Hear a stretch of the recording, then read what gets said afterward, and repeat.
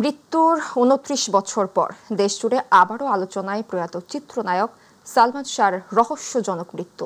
গত ৩ দশক সালমানের অস্বাভাবিক মৃত্যু আত্মহত্যা হিসেবে আলোচনায় থাকলেও সেটি এখন হত্যা মামলা হিসেবে আমলে নিয়ে সম্প্রতি এই মামলায় জড়িত সন্দেহে সালমানের সাবেক স্ত্রী সামিরা, ডন ও আজিজ মোহাম্মদ ভাই সহ ১১ জনকে আসামি করেন ঢাকা মহানগর ষষ্ঠ অতিরিক্ত দায়রা জজ আদালত জান্নাতুল ফেরদৌস ইবনে হক। এদিকে সালমান হত্যা মামলায় নতুন মোড় যোগ হওয়ায় আসামিরা নড়ে চড়ে বসেছে, এমনটা জানিয়ে সত্যের মৃত্যু নেই বলে মনে করছেন সালমান পরিবার। আরও জানাচ্ছেন জাহিদ আহমেদ বাবু।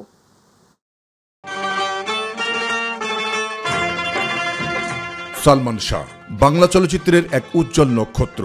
মৃত্যুর ২৯ বছর পরও যার জনপ্রিয়তা তুঙ্গে।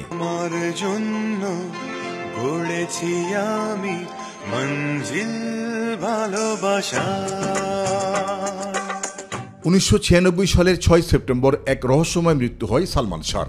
কিন্তু ৩ দশক ধরে সেই রহস্যের জালে কেবল একটি কথাই আটকে থাকে, তা হলো হত্যা নয়, আত্মহত্যা করেই মৃত্যু হয়েছে ক্ষণজন্মা নায়ক সালমান শাহর, যেটি ২০২০ সালে পিবিআই কর্তৃক চূড়ান্ত প্রতিবেদন দেওয়ার ফলে এটি একটি অপমৃত্যু মামলা হিসেবে পরিণত হয়। কিন্তু তৎকালীন পিবিআই প্রতিবেদন চ্যালেঞ্জ করে পুনরায় সালমানের রহস্যজনক মৃত্যু তদন্তে আদালতের দ্বারস্থ হন সালমানের মা নীলা চৌধুরী। সালমানকে মেরে ফেলা হয়েছে, সালমান শাহর হত্যার বিচার হবে। আমার ম্যাজিস্ট্রেট কি সাক্ষী হবে না?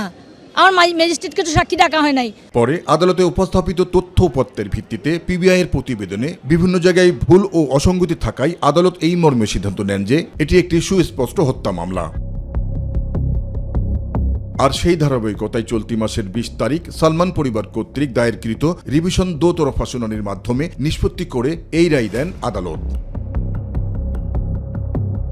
তাই দীর্ঘ ২৯ বছর পর অপমৃত্যুর এই মামলাটি হত্যা মামলায় রূপান্তর হওয়ায় একটি হত্যা মামলা দায়ের করা হয় রাজধানীর রমনা থানায়। এই ঘটনায় সালমান শাহর সাবেক স্ত্রী সামিরা হক, ডন ও আজিজ মোহাম্মদ ভাই সহ ১১ জনকে আসামি করে একটি হত্যা মামলা দায়ের নির্দেশ দেন আদালত। এই ঘটনায় আসামিদের গ্রেপ্তার করার কোনো প্রকার চাপ নেই বলে জানান রমনা থানার ভারপ্রাপ্ত কর্মকর্তা গোলাম ফারুক। বেশ কিছু আসামি দেশের বাইরেও আছে, আর যারা দেশে আছেন তাদের দেশ থেকে জন্য আমরা মাননীয় আদালতের মাধ্যমে ইমিগ্রেশনকে চিঠি দিয়েছি, আর তাদের অবস্থান শনাক্তের জন্য চেষ্টা আমরা করতেছি। এতদিন এই মামলাটিকে ক্ষমতার দাপটে প্রবাহিত করা হয়েছে জানিয়ে সালমানের মামা আলমগীর কুমকুম জানান, সত্যের মৃত্যু নেই। সবে শুরু হলো, ইনশাল্লাহ প্রমাণিত হবে, প্রমাণ হবে যে এটা প্রিপ্ল্যান মার্ডার। তিনি জানান, আত্মহত্যা নয় বরং হত্যা করেই মারা হয়েছে প্রয়াত নায়ক সালমান শাহকে। তাই খুব শীঘ্রই সালমান হত্যার বিচার দেখবে তার অগণিত ভক্তরা। এগুলো ধামাচাপা দেওয়ার কোনো রাস্তা নাই, এটা উঠবেই উঠবে ইনশাল্লাহ। ইনশাল্লাহ সালমান শাহর মা জীবিত আছেন, আমি আছি জীবিত, চালায় যাচ্ছি। যদি মারা যায় ইনশাল্লাহ সালমান শাহর যে ভক্তবৃন্দ আছে চালায় যাবে।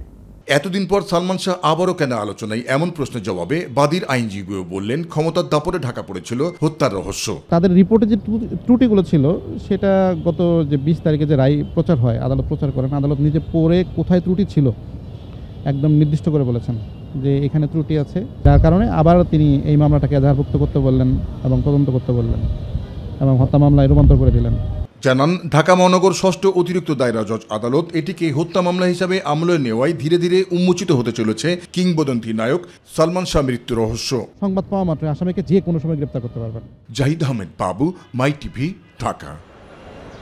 একটা সময় যেখানে আধুনিক বিলাসবহুল নৌযান নির্মাণে ব্যস্ত সময় ছিল হাজার খানেক শ্রমিকের, সেখানে আজ সুনসান নীরবতা। একে একে বন্ধ হয়েছে ৬০টি ডকইয়ার্ড। সরকার হারাচ্ছে বিপুল রাজস্ব, বাড়ছে বেকারত্ব, হুমকির মুখে জাহাজ শিল্প। নদীর ঐতিহ্য বাঁচিয়ে এই শিল্প রক্ষার দাবি বিশিষ্টজনদের। বন্ধ জাহাজ শিল্প ঘুরে পারভেজ রাসেলের রিপোর্টে বিস্তারিত। ধান নদী আর খালের জনপদ ছিল বরিশাল। কালের বিবর্তন আর সময়ের প্রয়োজনে হারিয়ে যাচ্ছে সেই ঐতিহ্য।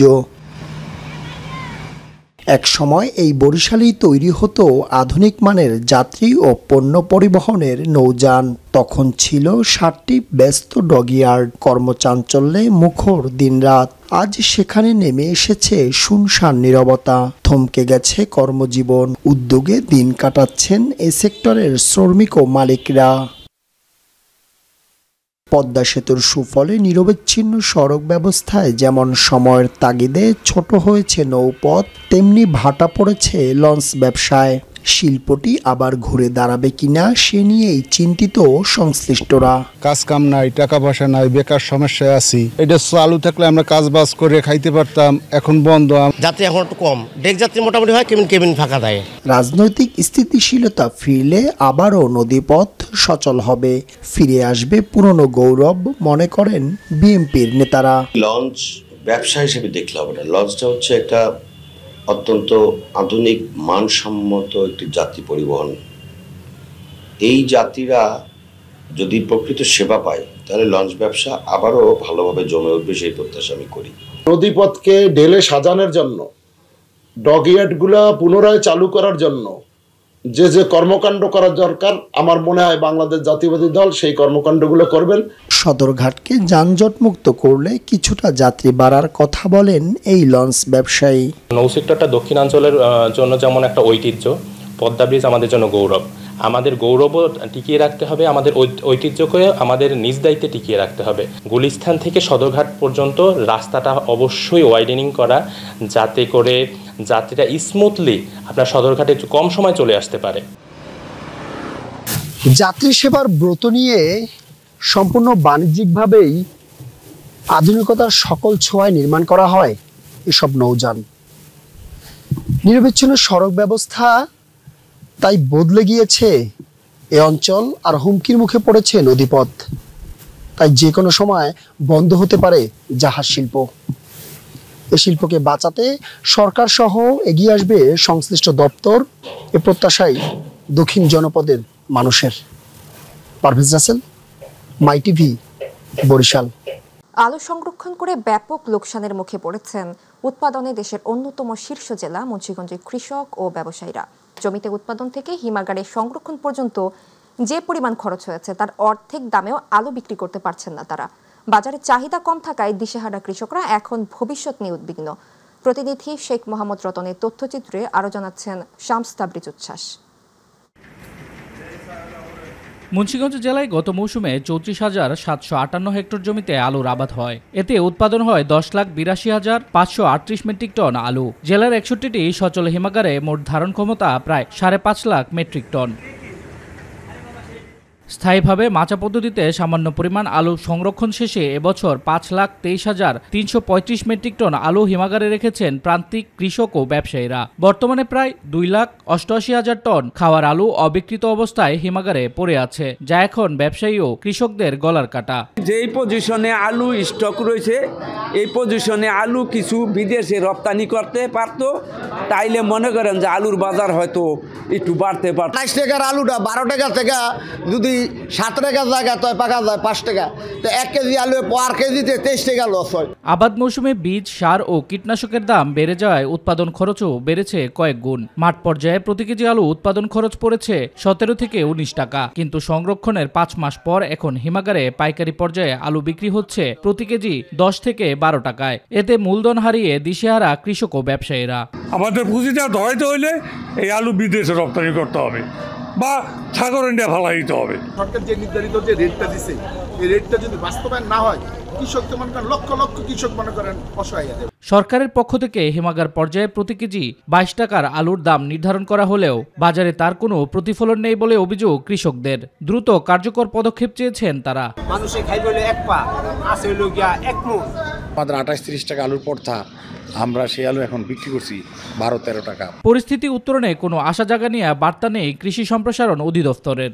আলুর সবসময় একটা চাহিদা রয়েছে, আমরা আশা করতেছি আলুটা অচিরেই বের হয়ে আসবে। জাস্ট কৃষক হয়তো ওয়েট করতেছে যে আরেকটু আলুর দামটা বেড়ে যাক, এই জন্য হয়তো কৃষক একটু ওয়েট করতেছে, কিন্তু আমরা আশা করতেছি কৃষকদের সব আলুই বিক্রি হবে। লোকসান ঠেকাতে ভর্তুকি মূল্যে আলু ক্রয়ের পাশাপাশি বিদেশে রপ্তানির জোর দাবি কৃষক ও ব্যবসায়ীদের। শামস তাবরিজ উচ্ছ্বাস, মাই টিভি নিউজ ডেস্ক। 100 বছরের স্বপ্ন ফুলজোর নদীর উপর একটি ব্রিজ। সিরাজগঞ্জের কামারখন্দ ও উল্লাপাড়া উপজেলার প্রায় 30 গ্রামের মানুষের সেই স্বপ্ন এখনও অপূর্ণ। একনেকে অনুমোদন পাওয়ার 3 বছর পার হলেও এখনও শুরু হয়নি ব্রিজের নির্মাণ কাজ। স্থানীয়দের অভিযোগ, প্রশাসনিক জটিলতায় থমকে আছে প্রকল্প বাস্তবায়ন। প্রতিনিধি HM মোনায়েম খানের তথ্যচিত্রে আরও জানাচ্ছেন সাইদুর রহমান আবির। সিরাজগঞ্জের কামারখন্দ ও উল্লাপাড়া উপজেলার মাঝ দিয়ে বয়ে গেছে ফুলজোর নদী। এই নদীর উপরে একটি সেতুর স্বপ্ন লালন করে আসছেন অন্তত ৩০ গ্রামের মানুষ। বছরের পর বছর ধরে বর্ষায় নদী পার হতে হয় নৌকায়, শুকনো মৌসুমে বাঁশের সাঁকুই তাদের একমাত্র ভরসা। এই ব্রিজটা না হওয়ার কারণে আমরা বেশ কিছু গ্রামের লোক অসুবিধায় আছি। আমাদের প্রান্তিক কৃষক সহ আমরা যারা এই বাণিজ্যভাবে করি সবারই লস। এখানে যদি ব্রিজটা হয় তাহলে আমাদের দুই পাশে প্রায় ২০ থেকে ২৫টা গ্রাম আছে, এদের সুবিধা হবে। ২০২২ সালে স্থানীয় সরকার মন্ত্রণালয়ের পল্লী সড়কে গুরুত্বপূর্ণ সেতু নির্মাণ প্রকল্পের আওতায় ২৯০ মিটার আয়তনের ব্রিজটি নির্মাণের অনুমোদন দেয় একনেক। প্রকল্পের ব্যয় ধরা হয় ৩৪ কোটি ৫৬ লাখ টাকা। দরপত্র মূল্যায়ন ও অনুমোদিত ড্রয়িং লেআউট সম্পন্ন করেছে প্রকৌশল বিভাগ। কিন্তু দীর্ঘ সময় পার হলেও এখনও শুরু হয়নি ব্রিজ নির্মাণের কাজ। কেন শুরু হচ্ছে না সে বিষয়ে জানেন না এলাকাবাসী, অথচ এই ব্রিজের অভাবে ভোগান্তি যেন তাদের নিত্যদিনের সঙ্গী। পারাপারের জন্য রাস্তা নাই, ঘাট নাই, নৌকার ভিতর ঝামেলা হয়। আমাদের ব্রিজটা জানি এই জায়গায় হয়। আমাদের চাওয়াটা ব্রিজটা জানি সরকার এখান দিয়ে দেয়। সবগুলো এলাকা সবাই এখানেই সাপোর্ট করছে। আমাদের ছেলে মেয়ের পড়ানোর সমস্যা হয়, ঠিক মতো নৌকা থাকে না, যাইতে পারে না। আমরা নিয়গণ্য বিভিন্ন জায়গা ভর্তি করে দেওয়া না। ২০-৩০-৪০ হাজার প্রায় লোক পাশাপাশি গ্রাম আছে, এদের খুবই সমস্যা হচ্ছে। ব্রিজ নির্মাণের ফাইল বর্তমানে স্থানীয় সরকার মন্ত্রণালয়ের সচিবের স্বাক্ষরের অপেক্ষায় রয়েছে বলে জানান সংশ্লিষ্ট প্রকৌশলী। ব্রিজের স্থান নির্ধারণ ও মাঠ পর্যায়ের যাচাই বাছাই সম্পন্ন হয়েছে বলে জানান তত্ত্বাবধায়ক প্রকৌশলী। অনুমোদন পেলে আমরা ঠিকাদারকে এনওএ প্রদান করব, নোটিফিকেশন অফ অ্যাওয়ার্ড, তারপর বিধি মোতাবেক অন্যান্য ব্যবস্থা গ্রহণ পূর্বক আমরা ডিটেইলে অ্যানালিসিস করব এবং তারপরে আশা করি যে সিদ্ধান্তটি আসবে সেটি যথার্থ হবে। অপেক্ষা এখন শুধু প্রশাসনিক অনুমোদনের। সব জটিলতা কেটে দ্রুত কাজ শুরু হবে এমন আশাতেই দিন গুনছেন কামারখন্দ ও উল্লাপাড়ার মানুষ। সাইদুর রহমান আবির, মাই টিভি নিউজ ডেস্ক। সপ্তাহ দুয়েক আগে বেশিরভাগ সবজির দাম ছিল কেজি প্রতি ৬০ থেকে ৮০ টাকা। কয়েকটি দাম শতকও ছাড়িয়েছিল, তবে এখন অনেকটা স্থিতিশীল হয়ে আসছে বাজার। গত ২ সপ্তাহের তুলনায় বেশ কয়েকটি সবজির দর ২০ থেকে ৩০ টাকা পর্যন্ত কমতে দেখা গেছে। বিশেষ করে শিম, ফুলকপি ও বাঁধাকপির দাম কমার কারণে অন্য সবজির দর কমতির দিকে। এর প্রভাবে ডিম ও মুরগির বাজারেও কিছুটা স্বস্তির আভাস মিলছে। মাছের বাজারেও তেমন পরিবর্তন দেখা যায়নি। পেঁয়াজের বাজার অনেকটা নিয়ন্ত্রণে রয়েছে। কেজি প্রতি পেঁয়াজ কেনা যাচ্ছে ৭৫ থেকে ৮০ টাকায়। দেশি রসুন বিক্রি হচ্ছে ১০০ থেকে ১৪০ টাকা দরে। এদিকে দেশি মসুর ডালের দাম আগের মতো ১৫০ থেকে ১৫৫ টাকায় বিক্রি হলেও আমদানি করা মসুর ডালের দাম কেজিতে ৫ থেকে ১০ টাকা কমে বিক্রি হচ্ছে ৯৫ থেকে ১০৫ টাকায়। দর্শক, বাজার দর নিয়ে আমাদের সাথে যুক্ত আছেন কাঁচাবাজার থেকে সহকর্মী ইলিয়াস মাদবর। ইলিয়াস, বাজারের পরিস্থিতি কেমন দেখছেন আমাদের জানাবেন। সাবরিনা, আপনাকে ধন্যবাদ। আমরা এখন রয়েছি রাজধানীর কারণ বাজারে। এখানে মূলত যে শীতের মৌসুমের পূর্বে যে সবজিগুলো এসেছে সেই সবজির দাম কিন্তু অনেকটাই কমতে শুরু করেছে। কিন্তু অনেক দাম ছিল কাঁচামরিচ, কিন্তু এখন অনেকটাই নাগালের মধ্যে রয়েছে। ৪০ থেকে ৫০ টাকা কমে ৮০ থেকে ১২০ টাকা মান বেঁধে বিক্রি হচ্ছে। এদিকে বেগুন কিন্তু নতুন সবজি, যেটা মূলা বিক্রি হচ্ছে ৪০ টাকা, টমেটো ১০০ টাকা বিক্রি হচ্ছে। এদিকে নতুন আলু উঠেছে। গত বছর কিন্তু নতুন আলু অনেক দাম ছিল, এবার কিন্তু ১৬০ টাকা দরে বিক্রি হচ্ছে। এছাড়া পালং শাক বিক্রি হচ্ছে ৪০ টাকা আটি, লাউ বিক্রি হচ্ছে ৬০ টাকা। এদিকে বাজারে বিক্রেতারা যেটা বলছেন যে বৃষ্টি হওয়ার কারণে আজকে কিছুটা দাম বেশি, তবে এদিকে যেই দাম রয়েছে এতে অনেক। দর্শক, বাজার দরের খবর জানাচ্ছিলেন সহকর্মী ইলিয়াস মাদবর। এবারে গ্রাম বাংলার খবর।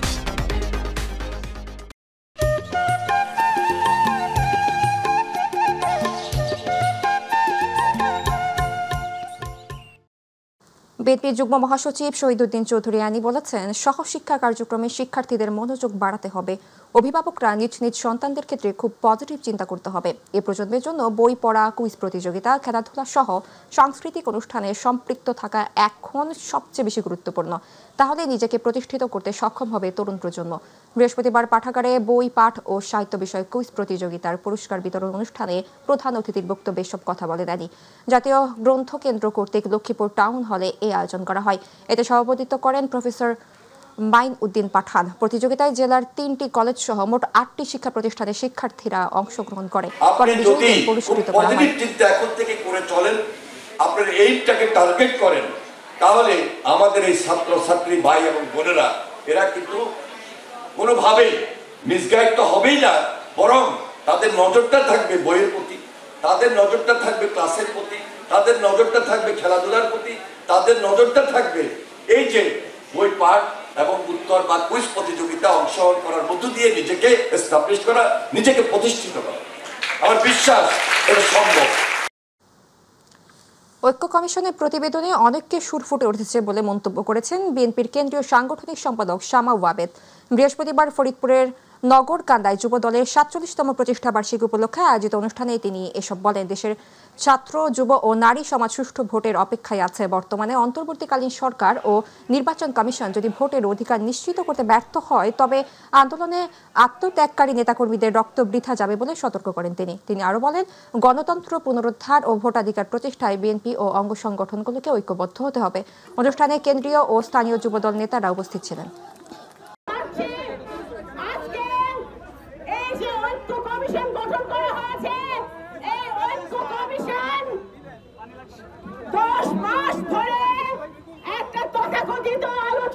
বাংলাদেশে গণতন্ত্র পুনরুদ্ধারে মহান আল্লাহ তাআলার পরে আপনারা, এই সাধারণ ভোটাররাই ক্ষমতার উৎস। দিনাজপুরে বিরামপুর উপজেলার মকন্দপুর ইউনিয়ন মাদ্রাসা মাঠে তৃণমূল ভোটারদের নিয়ে এক মিলন মেলা অনুষ্ঠানে বিএনপির স্থায়ী কমিটির সদস্য ডাক্তার AZM জাহিদ হোসেন এসব কথা বলেন।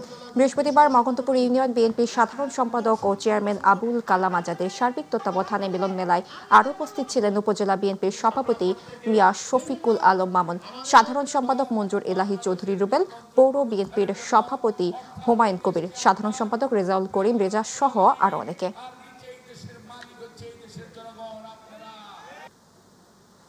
আসন্ন নির্বাচনে জনগণের সরকার প্রতিষ্ঠিত হবে। দেশনায়ক তারেক রহমান হবেন বাংলাদেশের আগামীর প্রধানমন্ত্রী। তার নেতৃত্বে গঠিত হবে নতুন মন্ত্রিপরিষদ। এই মন্তব্য করেছেন বিএনপির ভাইস চেয়ারম্যান অ্যাডভোকেট নিতাই রায় চৌধুরী। মাগুরার শালিখা উপজেলার ছয়ঘড়িয়া ও বাগডাঙ্গা ওয়ার্ড বিএনপি আয়োজিত এক কর্মী সভায় বৃহস্পতিবার তিনি এসব কথা বলেন। সভায় জেলা বিএনপির যুগ্ম আহ্বায়ক খান রকনুজ্জামান ও মিথুন রায় চৌধুরী, সদস্য মুন্সি মনিরুজ্জামান চকলেট, মোতালেব হোসেন শিকদার সহ স্থানীয় নেতৃবৃন্দ উপস্থিত ছিলেন।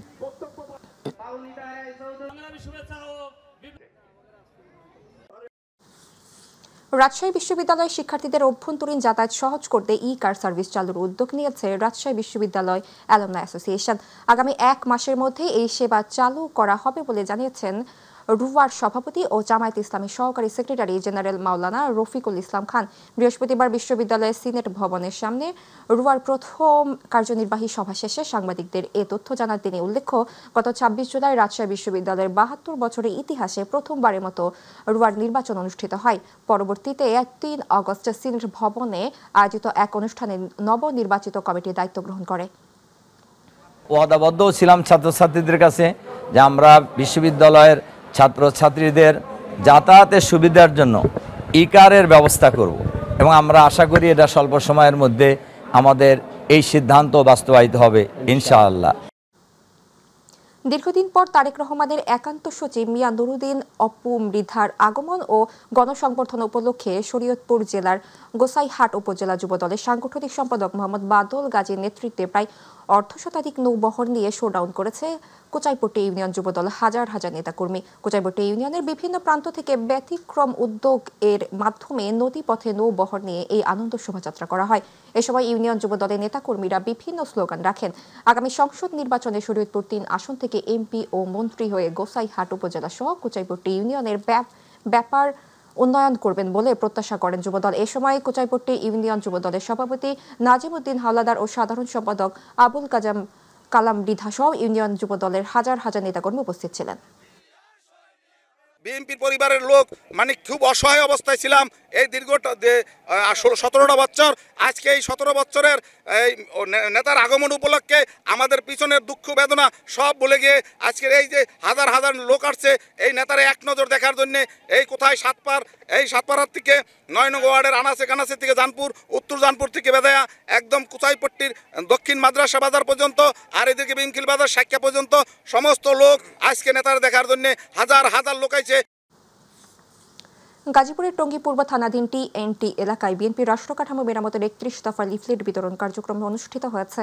মহানগর বিএনপির সাবেক যুগ্ম আহ্বায়ক রাকিব উদ্দিন সরকার পাপ্পু মানুষের হাতে হাতে লিফলেট তুলে দিয়ে দলীয় কর্মসূচির উদ্যোগে ও ভবিষ্যৎ পরিকল্পনা তুলে ধরেন। এতে গণতন্ত্র পুনঃপ্রতিষ্ঠা, মানুষের ভোটাধিকার ফিরিয়ে আনা, দুর্নীতি দমন, সুশাসন নিশ্চিতকরণ ও শিক্ষা ব্যবস্থা, স্বাস্থ্যসহ জনকল্যাণমূলক খাতকে অগ্রাধিকার দেওয়ার মাধ্যমে 31 দফাগুলো বাস্তবায়িত হলে দেশে একটি সুশাসন ভিত্তিক রাষ্ট্র প্রতিষ্ঠিত হবে বলে জানান তিনি। এ সময় অসংখ্য নেতাকর্মী উপস্থিত ছিলেন।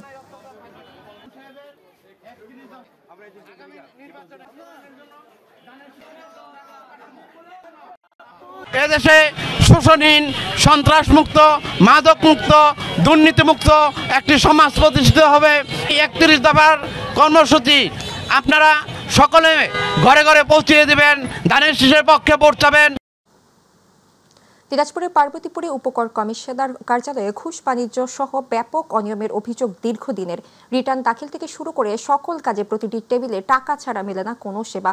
এমন অভিযোগের ভিত্তিতে বৃহস্পতিবার ওই কার্যালয়ে গেলে পাওয়া যায় ঘটনার সত্যতা। রিটার্ন দাখিলের জন্য গেলে প্রথমে আইনি জটিলতার ভয় দেখিয়ে দাবি করা হয় টাকা, পরে ধাপে ধাপে সংশ্লিষ্টদের টাকা দিলে মুহূর্তেই করে দেয়া হয় কাঙ্ক্ষিত সেই কাজ। পরে মাই টিভির ক্যামেরা দেখে দিক বিদিক ছুটতে শুরু করেন অফিস সংশ্লিষ্টরা। সেই সাথে টাকা নেওয়ার কারণ জানতে চাইলে কোনো সদুত্তর দিতে পারেনি তারা। এদিকে দ্রুত সময়ের মধ্যে অভিযুক্তদের বিরুদ্ধে ব্যবস্থা নিতে কর্তৃপক্ষের হস্তক্ষেপ কামনা করেছেন স্থানীয় সচেতন মহল। জিরো রিটার্ন দাখিলের জন্য কেন টাকা নিল? এই যে আপনার ভিডিও আছে, কিন্তু আপনি আমার কাছ থেকে টাকা নিচ্ছেন, বলেন কেন টাকা নিচ্ছেন? ইনচার্জ আপনার সামনে সবাই প্রকাশ্যে টাকা লেনদেন হচ্ছে, আসলে কেন টাকা নিচ্ছে? আপনার ভিডিও কিন্তু আমাদের কাছে আছে, টাকা নেন নেই।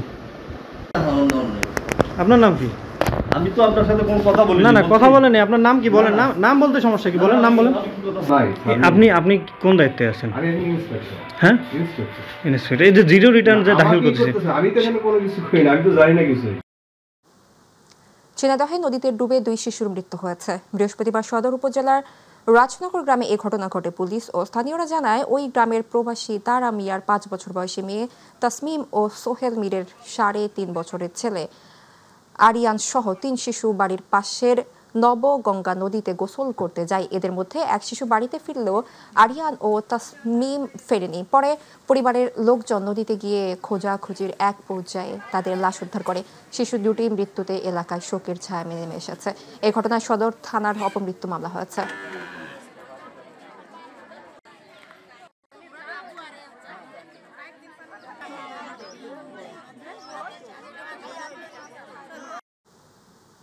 আটচল্লিশ বছরের ইতিহাস, ঐতিহ্য ও অগ্রগতির স্বতন্ত্র নার্সিং প্রশাসন নার্সিং ও মিডওয়াইফারি অধিদপ্তরকে বিলুপ্ত করে ভিন্ন অধিদপ্তরে একীভূতকরণের অপচেষ্টার প্রতিবাদে ব্রাহ্মণবাড়িয়া মানববন্ধন অনুষ্ঠিত হয়েছে।